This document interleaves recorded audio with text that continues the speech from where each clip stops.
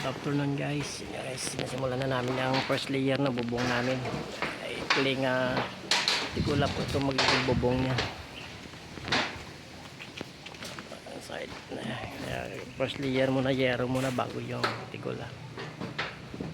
Bahay namin ginawa. Tapos may guest house sa likod. Dapat may dalawang room tsaka isang dining room. Ito na po yung harap ng bahay. Yan. Ito yung parking namin. Meron na po yung bago ginagapagawang slap yung taas. Yan. Ito yung pinakasentro. Entrance ng bahay. 2.5. May perang main door nya.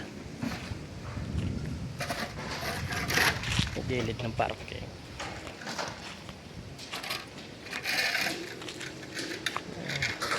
Left side ng bahay namin malapit sa creek. Ayan, katabi ang guest house nagawa pa na.